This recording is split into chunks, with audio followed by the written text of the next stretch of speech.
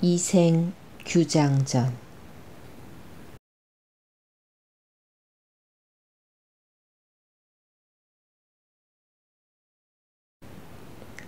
송도 낙타교 옆에 이생이 살고 있었는데 나이는 18이었다.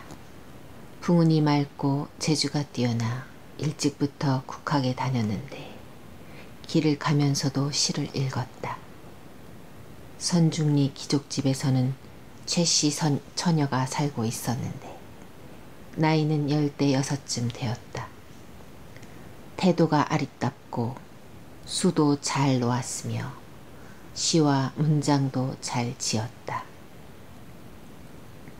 세상 사람들이 그들을 이렇게 칭찬하였다. 풍류로워라 이 총각, 아리따워라 최처녀. 그 재주와 그 얼굴을 누군들 찬탄치 않으랴.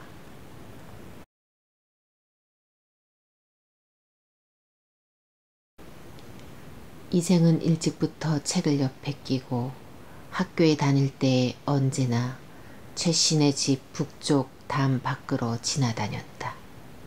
수양버들 수십 그루가 간들거리며 그 담을 둘러싸고 있었다. 어느 날 이생이 그 나무 아래에서 쉬다가 담 안을 엿보았더니 이름난 꽃들이 활짝 피고 벌과 새들이 다투어 제잘거리고 있었다. 그 곁에는 작은 누각이 있었는데 꽃떨기 사이로 은은히 보였다. 구슬발이 반쯤 가려있고 비단 휘장이 낮게 드리워져 있었는데 한 아리따운 아가씨가 술을 놓다가 지쳐 잠시 바늘을 멈추며 턱을 괴고 시를 읊었다. 사창에 홀로 기대앉아 수놓기도 귀찮구나. 온갖 꽃떨기 속에 꾀꼬리 소리 다정도 해라. 마음속으로 부질없이 봄바람을 원망하며 말없이 바늘 멈추고는 생각에 잠겼어라. 저기 가는 저 총각은 어느 집 도련님일까. 푸른 옷깃 넓은 띠가 늘어진 버들 사이로 비쳐오네. 이 몸이 죽어가서 대청 위에 제비되면 주렴 위를 가볍게 스쳐 담장 위를 날아 넘으리. 이생은 그 여인이 읊은 시를 듣고 마음이 근질근질하여 참을 수가 없었다. 그러나 그 집의 담이 높고도 가파르며 안채가 깊숙한 곳에 있었으므로 서운한 마음으로 학교에 갔다. 그는 학교에서 돌아오는 길에 흰 종이 한 장에다 시 3수를 써서 기와 쪽에 매달아 담 안으로 던져 넣었다. 무산 12봉우리 첩첩이 쌓인 안개 속에 반쯤 드러난 봉우리가 붉고도 푸르구나. 양왕의 외로운 꿈을 수고롭게 하지 마오. 구름되고 비가 되어 양대에서 만나보세. 사마상여가 되어 탕문군을 깨어내려니 마음속에 품었던 생각은 이미 다 이루어졌네. 붉은 단머리의 복사꽃과 오약꽃은 바람에 날려서 어디로 떨어지나. 좋은 인연 되려는지 나쁜 인연 되려는지 부질없는 이내의 시름 하루가 1년 같아라. 28자로 황혼에 기약을 맺었으니 남교에서 어느 날 신선을 만나려나. 채랑이 몸종 항아를 시켜 그 편지를 주워다 보니 바로 이생이 지은 시였다. 채랑이 그 시를 펼쳐서 2~3번 읽고는 마음속으로 혼자 기뻐하였다. 종이 쪽지에 8자를 써서 담 밖으로 던져 주었다. 님이여 의심 마세요. 황혼에 만나기로 하세요. 이생이 그 말대로 황혼이 되자 최랑의 집을 찾아갔다. 갑자기 복사꽃 한 가지가 담 위로 넘어오면서 하늘거리는 그림자가 나타났다. 이생이 가까이 가서 살펴보니 그냇줄이 대바구니를 메어서 아래로 늘어뜨려 놓았다. 이생을 그 줄을 잡고 담을 넘었다. 마침 달이 동산에 떠오르고 꽃 그림자가 땅에 비껴 맑은 향내가 사랑스러웠다. 이생은 자기가 신선세계에 들어왔다고 생각하여 마음은 비록 기뻤지만 자기의 마음이나 지금 하려는 일이 비밀스러워서 머리칼이 곤두섰다. 이생이 좌우를 둘러보았더니 최랑은 꽃떨기 속에서 향아와 같이 꽃을 꺾어 머리에 꽂고는 외진 곳에 자리를 펴고 앉아 있었다. 최랑이 이생을 보고 방긋 웃으면서 시 두 구절을 먼저 읊었다. 복사와 오약가지 속에 꽃송이 탐스럽고 원앙새 베개 위엔 달빛도 고와라. 이생이 뒤를 이어 시를 읊었다. 다음날 어쩌다가 봄 소식이 새나간다면 무정한 비바람에 더욱 가련해지리라. 채랑이 얼굴빛이 변하면서 말하였다. 저는 본디 당신과 함께 부부가 되어 끝까지 남편으로 모시고 영원히 즐거움을 누리려고 하였어요. 그런데 당신은 어찌 이렇게 말씀하십니까?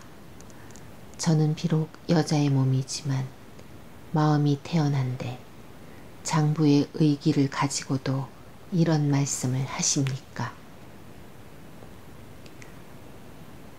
다음날 규중의 일이 누설되어 친정에서 꾸지람을 듣게 되더라도 제가 혼자 책임을 지겠습니다. 향아야, 방 안에서 술과 안주를 가져오너라. 향아가 시키는 대로 가버리자 사방이 고요하여 아무런 인기척도 없었다. 이생이 최랑에게 물었다. 이곳은 어디입니까? 최랑이 말하였다. 이곳은 대통산에 있는 작은 누각 아래이지요. 저희 부모님께서는 제가 외동딸이기 때문에 여간 사랑하지 않으십니다. 그래서 연못가에다 이 누각을 따로 지어 주셨지요. 봄이 되어 이름난 꽃들이 활짝 피면 몸종 향아와 함께 즐겁게 놀라고 하신 거지요. 부모님이 계신 곳은 여기서 멀기 때문에 아무리 웃으며 크게 이야기해도 쉽게 들리지는 않는답니다.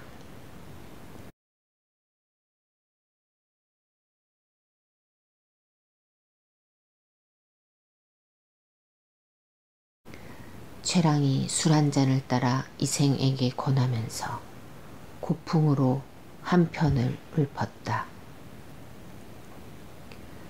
부영못 푸른 물을 난간에서 굽어보다 꽃떨기 속에서 님들이 속삭이네. 향그런 안개 깔린 속에 봄빛이 화창해서 새 가사를 지어내어 백저사를 부르는구나. 꽃그늘에 달빛이 비껴 털방석에 스며들고 긴 가지 함께 잡으니 붉은 꽃비가 떨어지네. 바람이 향내를 끌어와 옷 속에 스며들자 첫 봄을 맞은 아가씨가 햇살 속에 춤추네. 비단적삼 가볍게 해당화를 스쳤다가 꽃 사이에 졸고 있던 앵무새만 깨웠네.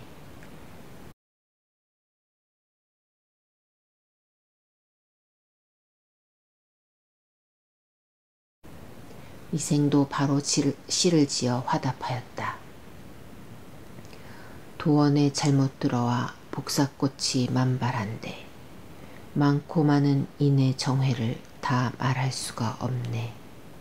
구름같이 쪽진 머리에 금비녀 낮게 꽂고 산뜻한 봄 적삼을 모시 배로 지었구나.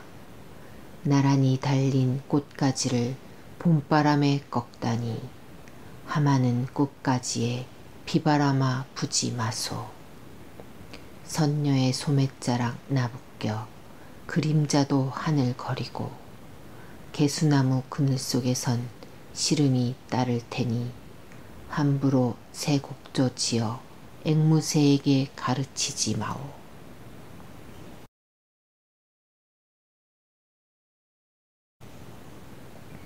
술자리가 끝나자 최랑이 이생에게 말하였다. 오늘의 일은 반드시 작은 인연이 아니랍니다. 당신은 저를 따라오셔서 정을 나누는 것이 좋겠어요. 말을 마치고 최랑이 북쪽 창문으로 들어가자 이생도 그 뒤를 따라갔다. 누각이 달린 사다리가 있었는데 그 사다리를 타고 올라갔더니 과연 그 다락이 나타났다.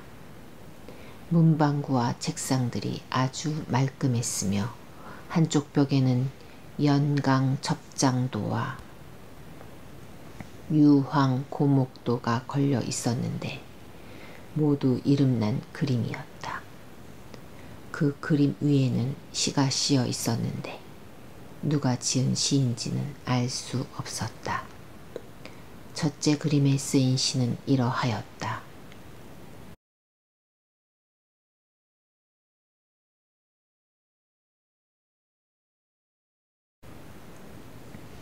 어떤 사람의 붓끝에 힘이 넘쳐 이 강 속에다 겹겹이 쌓인 산을 그렸던가.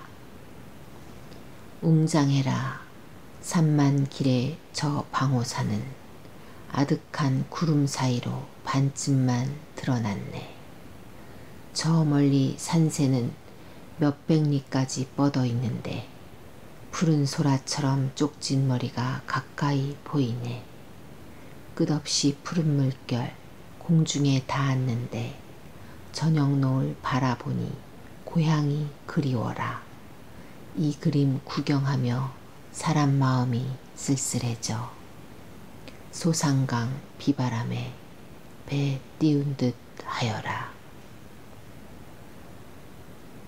둘째 그림에 쓰인 시는 이러하였다.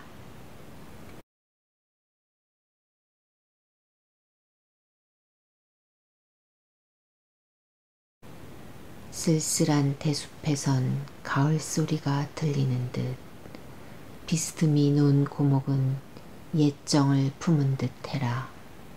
구부러진 늙은 뿌리엔 이끼가 가득 끼었고 굵고 곧은 가지는 바람과 천둥을 이겨왔네.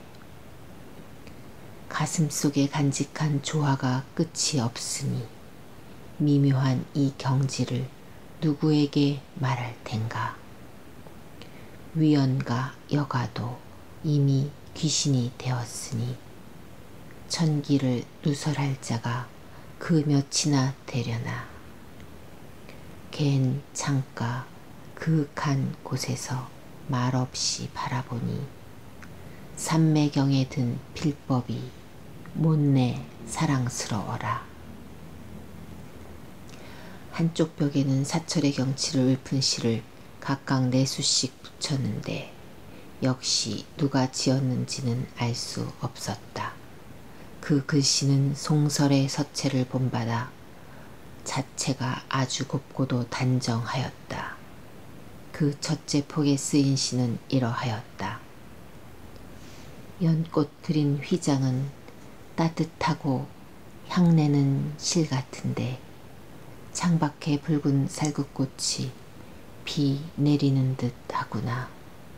다락 머리에서 새벽 종소리에 남은 꿈을 깨고 보니 개나리 무성한 두 개 떼까치가 우짖네. 제비새끼 커가는데 안방 깊숙이 들어앉아 귀찮은 듯 말도 없이 금바늘을 멈추었네. 꽃 아래로 쌍쌍이 나비들 짝지어 날며 그느질 동산으로 지는 꽃을 따라가네. 꽃샘 추위가 초록 치마를 스쳐가면 무정한 봄바람에 이내 간장 끊어지네. 말없는 이 심정을 그 누가 안다더냐. 온갖 꽃 만발한 속에 원앙새가 춤추는구나. 깊어가는 봄빛을 네 집 동산에 간직했나. 붉은 꽃잎, 푸른 나뭇잎 사창의 빛이었는데 들락의 꽃과 풀들은 봄 시름에 겨웠는데 주렴을 가볍게 걷고 지는 꽃을 바라보네. 그 둘째 폭에 쓰인 시는 이러하였다. 미리삭 처음 베고 제비새끼 날아드는데 남쪽들엔 석류꽃이 두루 피었구나. 푸른 창가에 앉아 들싸마는 아가씨는 붉은 비단을 마름질하여 새 치마를 지으려네. 매실이 익는 철에 부슬부슬 비가 내리는데 회나무 그늘에 꾀꼬리 울고 제비는 주렴으로 날아드네. 또한 해봄 풍경이 시들어가니 고련꽃 떨어지고 죽순이 삐죽 솟았네. 푸른 살구 손에 쥐고 꾀꼬리에게 던져보네. 남쪽 난간에 바람일고 해그림자 더디어라. 연잎에 향내 가시고 못에는 물이 가득한데 푸른 물결 깊은 곳에서 원앙새가 목욕하네. 등 평상 대자리에 무늬가 물결 지고 소상강 그린 병풍에는 구름이 한 자락 있네. 낮 꿈을 깨고도 나른해 누웠더니 반창에 빗긴 햇살이 니엇니엇 넘어가네. 그 셋째 폭에 쓰인 시는 이러하였다.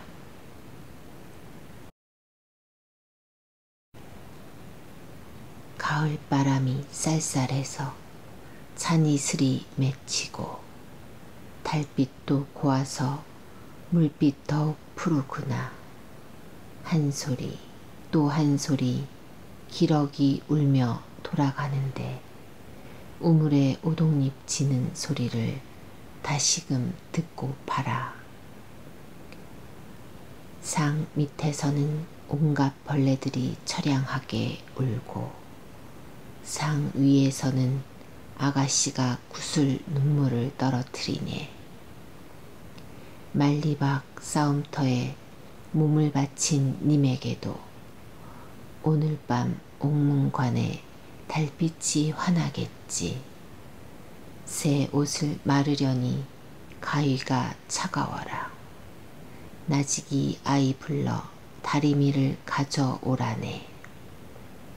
다리미에 불 꺼진 걸 살피지 못하다가 머리를 긁으며 피릿대로 가만히 헤치네. 작은 연못에 연꽃도 지고 팥초잎도 누래지자 원앙 그린 기와 위에 첫서리가 내렸네. 묵은 시름 새 원하늘 막을 길이 없는데 귀뚜라미 울음까지 골방에 들리네. 그 넷째 폭에 쓰인 시는 이러하였다. 한 가지 매화 그림자가 창 앞으로 뻗었는데 바람샌 서쪽 행랑에 달빛 더욱 밝아라. 화롯불 꺼졌는지 부저로 헤쳐보고는 아이를 불러다 차솥을 바꾸라 하네.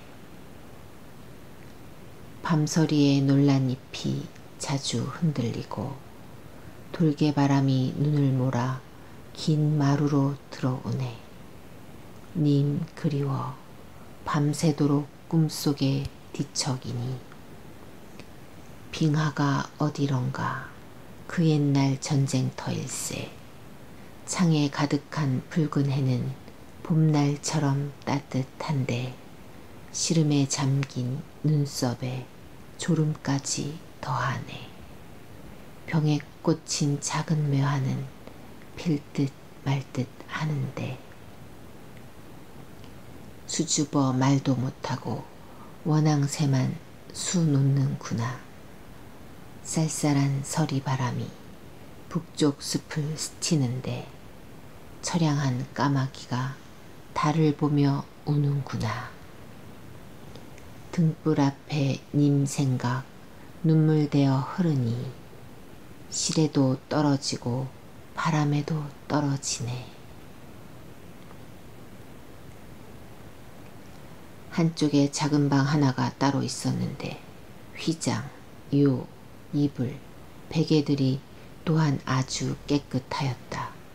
휘장 밖에는 사양을 태우고 난양의 촛불을 켜놓았는데 환하게 밝아서 마치 대낮 같았다. 이생은 채랑과 더불어 마음껏 즐거움을 누리면서 여러 날 머물렀다. 이생이 채랑에게 말하였다. 옛 성인의 말씀에 어버이가 계시면 나가 놀더라도 반드시 일정한 곳에 있어야 한다고 하였는데 이제 내가 부모님을 떠난 지가 사흘이나 되었소. 부모님께서 반드시 대문에 기대어 기다리실 테니 이 어찌 아들의 도리라고 하겠소. 채랑은 서운하게 여기면서도 고개를 끄덕이고는 담을 넘어 보내주었다. 이생을 이 뒤부터 저녁마다 채랑을 찾아가지 않는 날이 없었다. 어느 날 저녁에 이생의 아버지가 이생을 꾸짖으며 말하였다. 네가 아침에 나갔다가 저녁에 돌아오는 것은 옛 성인의 어질고 의로운 가르침을 배우기 위해서이다. 그런데 요즘은 저녁에 나갔다가 새벽에 돌아오니 이게 어찌된 일이냐. 반드시 경박한 놈들의 행실을 배워 남의 집 담을 넘어서 아가씨나 엿보고 다닐 게다. 이런 일이 만일 탈로 되면 남들은 모두 내가 자식을 엄하게 가르치지 못했다고 책망할 것이다. 또 그 처녀도 지체 높은 집안의 딸이라면 반드시 네 미친 짓 때문에 그 집안을 더럽히게 될 것이다. 남의 집에 죄를 지었으니 이 일이 작지 않다. 너는 빨리 영남으로 내려가서 종들을 데리고 농사나 감독하거라. 다시는 돌아오지 말아라. 그 이튿날 일주로 내려보내졌다. 채랑은 저녁마다 화원에서 이생을 기다렸지만 여러 달이 되어도 돌아오지 않았다. 채랑은 이생이 병에 걸렸다고 생각하여 향하를 시켜 이생의 이웃들에게 몰래 물어보게 하였다. 이웃들이 이렇게 대답하였다. 이도령은 그 아버지에게 죄를 지어 영남으로 떠난 지가 벌써 여러 달이나 되었다오. 채랑은 이 소식을 듣고 병을 얻어 침상에 누웠다. 엎치락 뒤치락 하며 일어나지 못하고 음식도 먹지 못하였다. 말도 앞뒤가 맞지 않았으며 얼굴이 초췌해졌다. 채랑의 부모가 이상하게 여겨 그 병의 증상을 물었지만 묵묵히 아무런 말도 하지 않았다. 딸이 상자 속을 들추어 보았더니 이생과 지난날에 주고받은 시들이 있었다. 채랑의 부모들이 그제야 놀라서 무릎을 치며 말하였다. 어이쿠, 우리 딸 자식을 잃어버릴 뻔했구려. 그리고는 딸에게 물었다. 이생이 누구냐? 이렇게 되자 최랑도 더 이상 숨길 수 없어 목구멍에서 겨우 나오는 소리로 부모에게 아뢰었다. 아버님과 어머님께서 길러주신 은혜가 깊으니 어찌 사실을 숨기겠습니까? 저 혼자 생각해보니 남녀가 서로 사랑을 느끼는 것은 인정 가운데서도 가장 중요합니다. 그러므로 결혼할 좋은 시기를 놓치지 말라는 말은 시경의 주남편에도 나타나고 여자가 정조를 지키지 못하면 흉하다는 말은 주역에서도 경계하였습니다. 저는 버들처럼 가냘픈 몸으로 얼굴빛이 시드는 것은 생각지 않고서 절개를 지키지 못하여 옆 사람들에게 비웃음을 받게 되었습니다. 새삼 덩굴이 다른 나무에 의지해서 살듯이 저는 벌써 위당의 처녀 노릇을 가게 되었으니 죄가 이미 가득 차 집안에까지 누를 끼치게 되었습니다. 그러나 저 아름다운 도련님과 한번 정을 통한 뒤부터는 도련님께 대한 원망이 천만 번 생기게 되었습니다.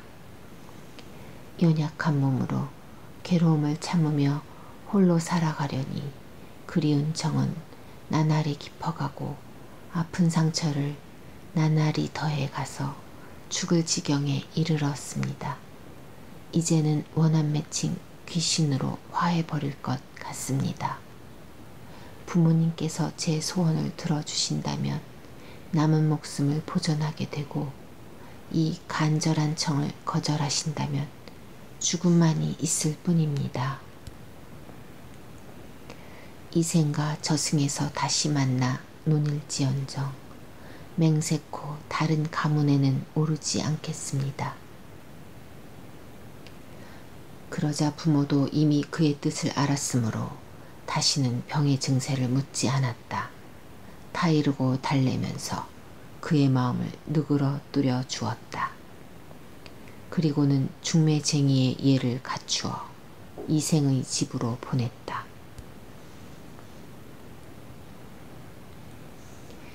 이생의 아버지가 채씨 집안이 얼마나 번성한지 물은 뒤에 말하였다. 우리 집 아이가 비록 어린 나이에 바람이 났지만 학문에 정통하고 사람답게 생겼소. 앞으로 장원급제할 것이며 훗날 이름을 세상에 떨칠 것이니 서둘러 혼처를 정하고 싶지 않소. 중매쟁이가 돌아가서 그대로 아뢰자 채씨가 다시 중매인을 보내어 말하게 하였다. 한 시대의 친구들이 모두들 그 댁의 영식은 재주가 남달리 뛰어나다고 칭찬하였습니다. 아직은 또아리를 들고 있지만 어찌 그 끝까지 연못 속에 잠겨만 있겠습니까? 빨리 혼산날을 정해 두 집안의 즐거움을 이루는 것이 좋겠습니다. 중매쟁이가 돌아가서 또 그 말을 이생의 아버지에게 전하였더니 이생의 아버지가 말하였다. 나도 젊었을 때부터 책을 잡고 학문을 닦았지만 나이 늙도록 성공하지 못하였소. 종들도 흩어지고 친척의 도움도 적어 생업이 신통치 않고 살림도 궁해졌소. 그러니 문벌 좋고 번성한 집안에서 어찌 한갓 비난한 선비를 사위로 삼으려 하시겠소. 이는 반드시 일 만들기 좋아하는 이들이 우리 집안을 지나치게 칭찬해서 귀댁을 속이려는 것일 거요. 중매쟁이가 돌아와서 또 채씨 집안에 전하자 채씨 집안에서는 이렇게 말하였다. 예물 드리는 모든 절차와 옷차림은 모두 저희 집에서 갖추겠습니다. 좋은 날을 가려서 화촉의 시기만 정해주시면 좋겠습니다. 중매쟁이가 또 돌아가서 이 말을 전하였다. 이씨 집안에서도 이렇게까지 되자 뜻을 돌려 곧 사람을 보내어 이생을 불러다 그의 생각을 물었다. 이생을 스스로 기쁨을 이기지 못하여 곧 시 한 수를 지었다. 깨어진 거울이 다시 둥글게 되니 만남도 때가 있어 은하의 까마귀와 까치들이 아름다운 기약을 도와주었네. 이제야 월화노인이 붉은 실을 잡아메었으니 봄바람이 건듯 불더라도 소쩍새를 원만 마소. 채랑이 이 시를 듣고는 병도 차츰 나아져 자기도 시를 지었다. 나쁜 인연이 바로 좋은 인연이던가. 그 옛날 맹세가 마침내 이루어졌네.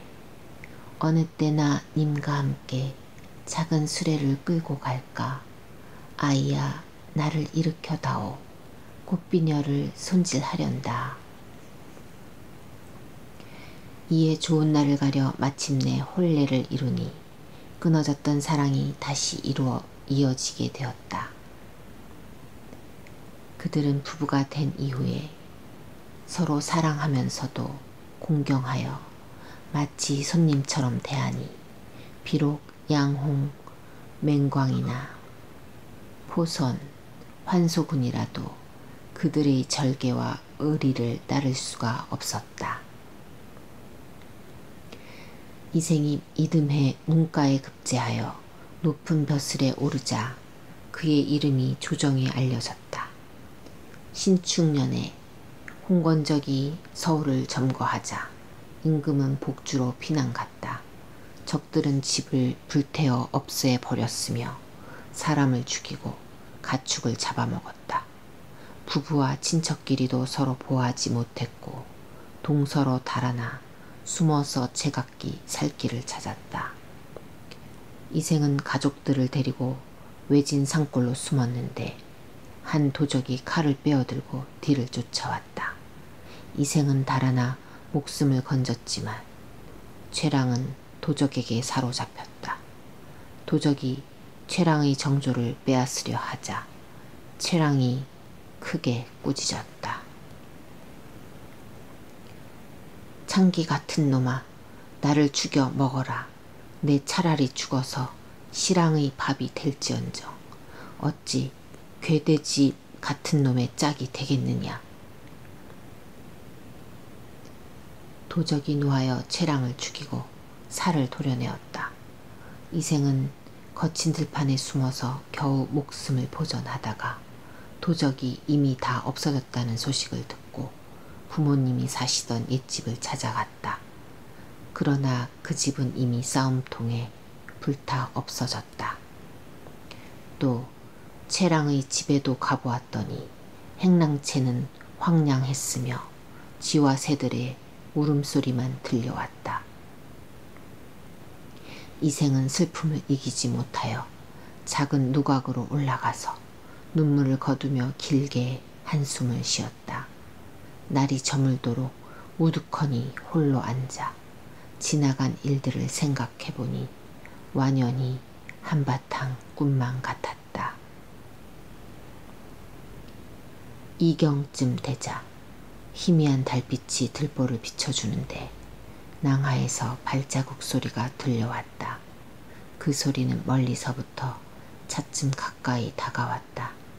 이르고 보니 바로 최랑이었다. 이생은 그가 이미 죽은 것을 알고 있었지만 너무도 사랑하는 마음에 의심하지도 않고 물어보았다. 당신은 어디로 피난가서 목숨을 보존하였소?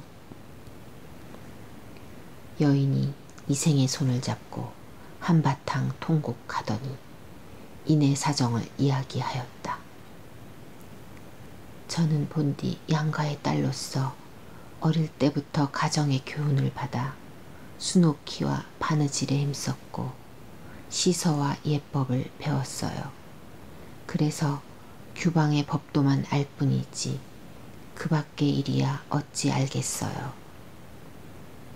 마침 당신이 붉은 살구꽃이 핀 담 안을 엿보았으므로 제가 푸른 바다의 구슬을 바친 거지요. 꽃 앞에서 한 번 웃고 평생의 가약을 맺었고 휘장 속에서 다시 만날 때에는 정이 100년을 넘쳤었지요. 여기까지 말하고 보니 슬프고도 부끄러워 견딜 수가 없군요. 장차 100년을 함께 하자고 하였는데 뜻밖의 횡액을 만나 구렁에 넘어줄 줄이야 어찌 알았겠어요. 늑대 같은 놈들에게 끝까지 정조를 잃지 않았지만 제 몸은 진흙탕에서 찢겨졌답니다. 천성이 저절로 그렇게 된 것이지 인정으로야 어찌 그럴 수 있었겠어요. 저는 당신과 외딴 산골에서 헤어진 뒤에 짝잃은 새가 되었었지요. 집도 없어지고 부모님도 돌아가셨으니 피곤한 혼백을 의지할 곳도 없는 게 한스러웠답니다. 저리는 중요하고 목숨은 가벼우니 세잔한 몸뚱일망정 치욕을 면한 것을 다행스럽게 여겼지요. 그러나 마디마디 끊어진 제 마음을 그 누가 불쌍하게 여겨주겠어요. 한갓 애끓는 썩은 창자에만 맺혀 있을 뿐이지요. 해골은 들판에 내던져졌고 간과 쓸개는 땅바닥에 널려졌으니 가만히 옛날의 즐거움을 생각해보면 오늘의 슬픔을 위해 있었던 것 같군요. 이제 봄바람이 깊은 골짜기에 불어오기에 저도 이승으로 돌아왔지요. 복례산 12년의 약속이 얽혀있고 삼세의 향이 향그러우니 오랫동안 뵙지 못한 정을 이제 되살려서 옛날의 맹세를 저버리지 않겠어요. 당신이 지금도 그 맹세를 잊지 않으셨다면 저도 끝까지 잘 모시고 싶답니다. 당신도 허락하시겠지요? 이생이 기쁘고도 고마워하며 말하였다. 그게 애당초 내 소원이요. 그리고는 서로 정답게 심정을 털어놓았다. 재산을 얼마나 도적들에게 빼앗겼는지 이야기가 나오자 여인이 말하였다. 조금도 잃지 않고 어느 산 어느 골짜기에 묻어두었답니다. 이생이 또 물었다. 두 집 부모님의 해골을 어디에 모셨소? 여인이 말하였다. 어느 곳에다 그냥 버려두었지요.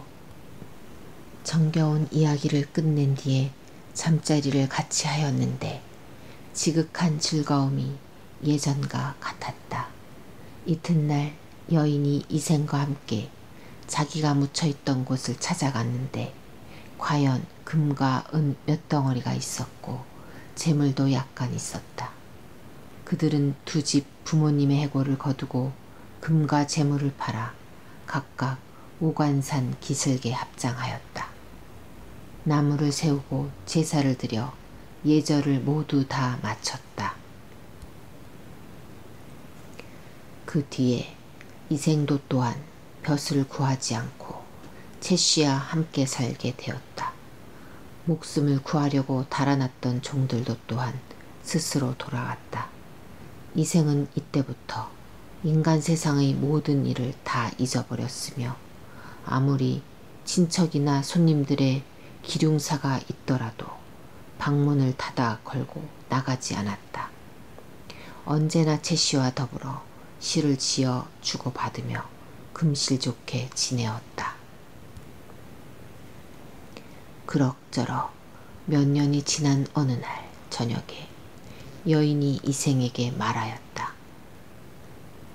3번이나 가약을 맺었지만 세상 일이 뜻대로 되지 않아 즐거움이 다하기도 전에 슬프게 헤어져야만 하겠어요. 여인이 목매어 울자 이생이 놀라면서 물었다. 어찌 이렇게 되었소?